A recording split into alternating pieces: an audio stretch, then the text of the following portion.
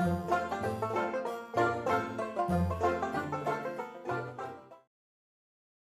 right, welcome to me beautiful gaming table. My group and I just finished running Savage Worlds The Last Parsec Leviathan. It's about a 100-page plot point campaign, crossover between a Jurassic Park world, eco-terrorists, and sci-fi, futuristic sci-fi stuff. It was friggin' amazing. I loved it. Great campaign. Highly recommended it.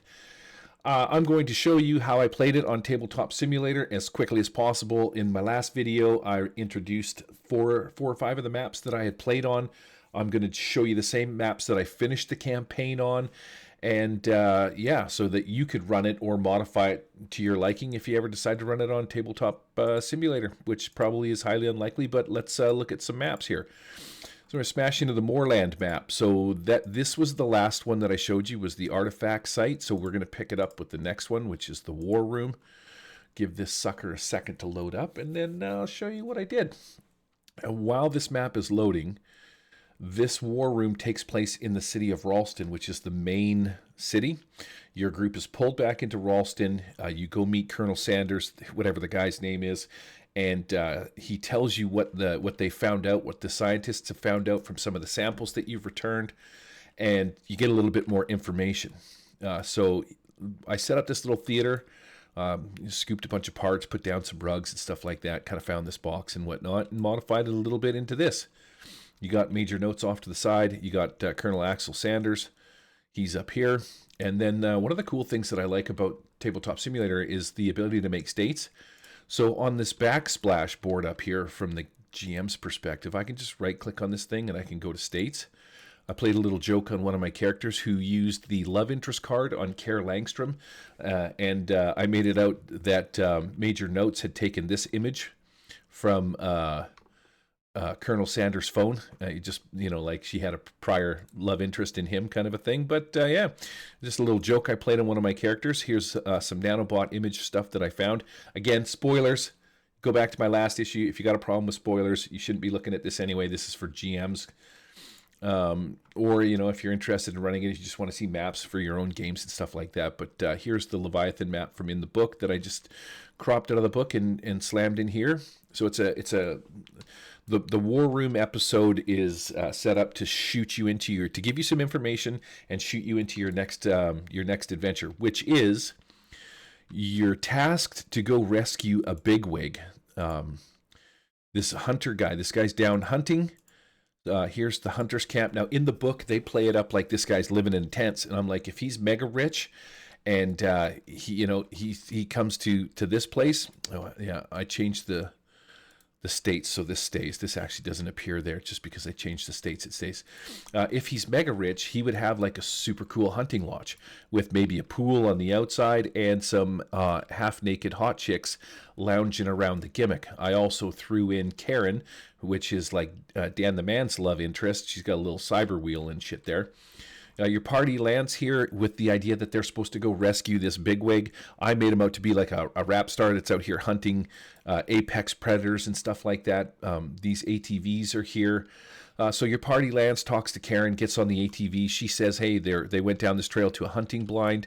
Of course, communications are down because the nanobots are chewing them up. And yeah, off they went. So you go to... the next one is the hunting blind. They come here, run a social conflict, try and convince the rap star to come with them because it's not dangerous. One of the cool things about this adventure is the nanobots, after a while, learn about human DNA. You're not a species they've ever come across. Because the stuff, you'll read the story and whatnot. But the cool part is they start manipulating weapons and guns into mutated humans' flesh and shit. So you have people, soldiers and whatnot, coming at them from, with guns and stuff built right into them. So, I mean, that sort of gives you leeway to do it with dinosaurs. And the dinosaurs get taken over by the nanobots. And in doing so, the nanobots, build rocket launchers and friggin' 50 caliber weapons. And so, yeah, after they finish running the social conflict and trying to convince the rap guy to come off the planet, I just dropped this fella back in the bush and sort of made him gigantic. And he appears. They used the ATVs. Dan had a bunch of dynamite, played a sweet card on me, and drove his ATV with the dynamite and the grenades that he had been stealing from all the Natural Order guys into this thing. Ended up blowing it up and killing it, but yeah, that's how I rolled. And so here's like a little bit of a hunting blind. We also did a sweet-ass rap song here, which was pretty cool. Carrying on from there, after you rescue that guy, there is a gimmick where you have to go back to Moorland. Well, let's see. Let's see if I can't. We'll do the Leviathan map, and then we'll do Moorland. You do a dramatic task from Moorland where you run people from the city back to. You do it either before or after. I forgot my place in my head. But eventually, they end up, you do it before. So you go to Moorland, you pick up some people. Moorland's being overrun by nanobots and stuff like that. That map was the previous map that you've seen before, but I can't share it because this stuff is Hyperdrive Fleet's material. You'll have to build your own for this one. But where was I going with this one? So they when they go to the refugee camp, they're running humans back or people back from Moorland to the refugee camp. This is the little refugee camp I built. Feel free to use it as, it's got little space pods, a little landing facility. These are like little shops and stores and stuff like that, maybe latrines and bathhouses and whatnot. And there's a little mystery cave in the back, kind of a gimmick. This was the refugee camp I made. While they're here, a party lands and says, hey, there's some EMPs back at Moorland. We need you to go back and get them. You're going to take these EMPs back to the Schlachter facility, where I think that is the headquarters. That they figure out that, that's probably where the big boss creature is, right? So that happens here. But yeah, it's a map. You could throw some stuff at them, flying, swooping dinosaurs, raptors, darters, and all that kind of stuff. So I'll put that one up there. And then they went back to Moorland. Let's skip ahead and skip back. And we'll hit build. And I'll show you this, because when they go back to get the EMPs, we got to take this. They land on top of the spaceship. Now, the spaceship, the repulsor lifts have failed. They've crashed back. This thing's broken in the swamp and shit like that. This is the top layer that I put into the game. They land on top of this, and they got to come in through this opening here. And then once they do that, I just delete the top shell, and it's, they land inside this. Now, I use these green things as fog of war. I'll show you how this works in another map. And I just let them choose which way they wanted to go. They decided to go this way, and I'm just going to slowly delete all of this stuff. This was an awesome gimmick.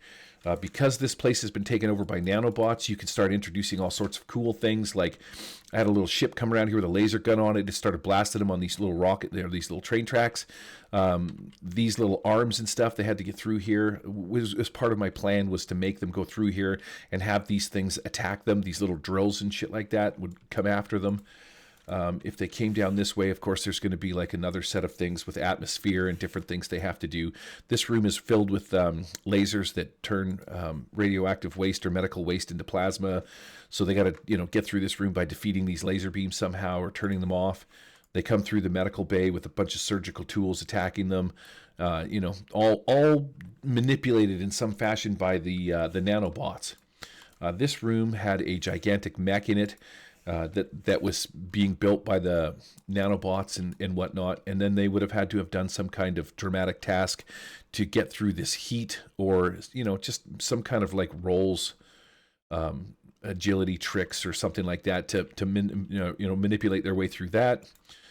And then this is where I eventually would have put the EMP down in the bottom, which they could have directly gone through there. I would have just made them, make me a couple of agility rolls. They would have never fallen into the lava, but they could have probably taken damage if they failed their agility rolls as a foot dips into the, the melting lava from this little gimmick here. But yeah, that's where I hid that. So this was a little side adventure that I changed. Made they have to go back because they're just given the EMP in the last one. And then, so we're almost at 10 minutes already. Wow. That's that map. From there, once they get the EMP, I threw in, this one's going to go a little longer. Here's the Fork River. This map is also already available. Hyperdrive Fleet, I'm a patron of theirs. This map was freaking insane. Once they rescued the scientists from Moorland, I had them flying back and forth. And on the last trip with the last of the scientists, one of the scientists is like, hey, what is that light over there and the smoke?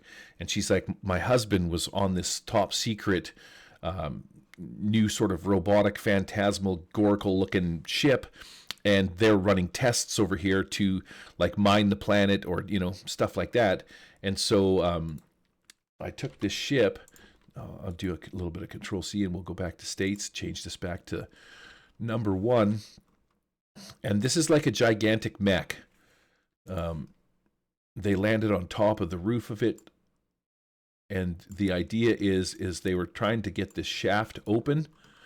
While they were in here screwing around trying to get the shaft, you can see how it's all ripped open and broken and stuff like that, which is pretty neat. I cut this arm off, and while they were screwing around with the shaft, I had this gigantic alligator that I could flip over, and you can see the arm is on it because the nanobots have this thing and they've manipulated it. So it comes up and grabs onto this gigantic ship and it's shaking it. They're on the top trying to make rolls or agility rolls to save themselves and not land in the water. The chopper is being attacked by this giant raptor at the same time.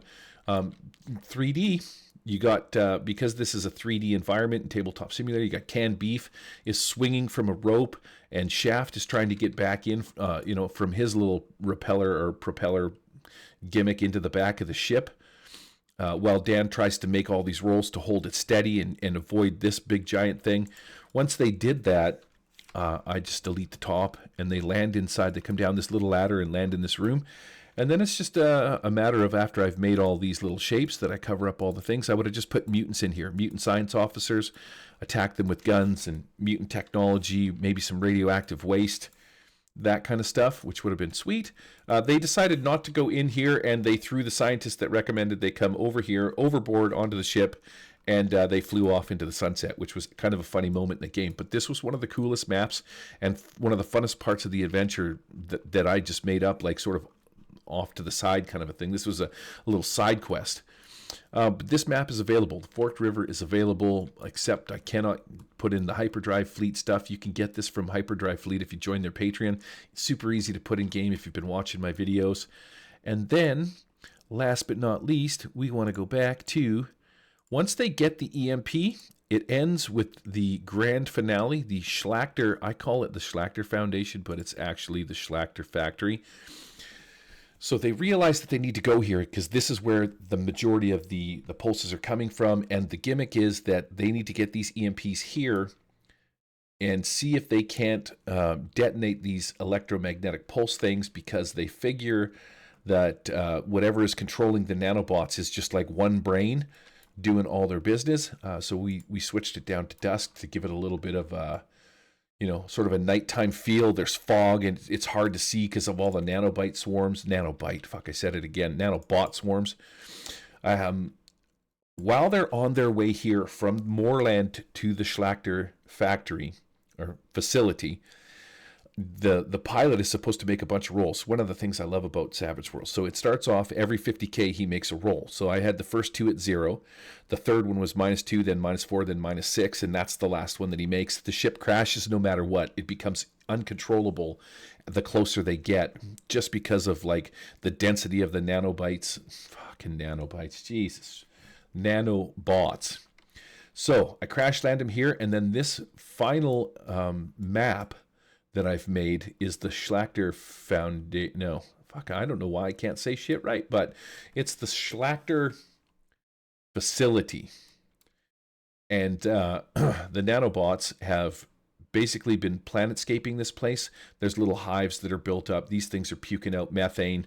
And the whole last adventure or episode that they're on is basically one dramatic task where they got to get 8 tokens. They start off here and they make their way towards the big robotic thing at the end. So the one problem I had, I don't know if somebody knows how to fix this, but if I take this thing and I saved it to this map, for whatever reason, it would never be there. It's screwed up. So I had to take it off the map and move it. But yeah, I had this shield that I sort of put together from one piece turned into 3 pieces, protected the alien hive mind gimmick, and then I ran a dramatic task for my players to get through the little scrats that are over here. I put in some nanobite swarms. Fucking nanobite again with the nanobite, man. Oh my god, nanobots. And then at the very end, I put in this giant apex predator. They don't have to fight any of this stuff. They just have to describe what it is they're doing. My players were Goose. He climbed up this building and was gliding off the top with his mech suit. A couple of them were driving their golf courts. They're dirt. I can't speak to save my life today. Anyways, here we go. Golf cart into these things, honking his horn, just making distractions, make a driving roll. Oh, we don't want any of that. And so, yeah, this is the final map for the Leviathan campaign that we ran. When it was all said and done, they succeeded. And yeah, then I just said, what's your happily ever after for all your characters? And that's where we ended it. So it was pretty good. Very cool. Super happy. I'll be putting these maps up on my One World table with images. One World Games table with images. So just look for that. These maps will be up there, and enjoy. This was a freaking fantastic adventure. I had a lot of fun running it. It's great. It's got a sweet twist at the end, and yeah, it was awesome. Anyways, I'll add those maps, and enjoy. Peace out.